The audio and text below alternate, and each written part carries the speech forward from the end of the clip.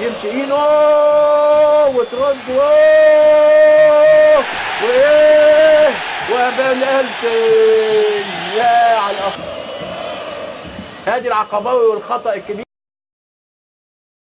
القناص يروح زي وليد صلاح الدين، زي السنتر فورورد اللي بيروح جاب يعني كوره ميته جاب منها ضربه جزاء عماد متعب.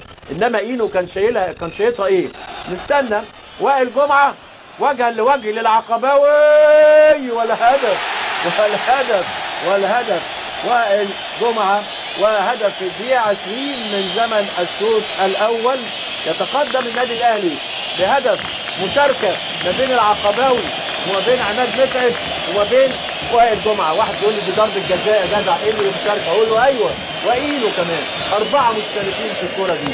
اينو شاط وبعدين وائل العقباوي مسكها غلط، راح بيها عماد متعب وخلق منها ضربه جزاء، دخل وائل جمعه وحط ضربه الجزاء.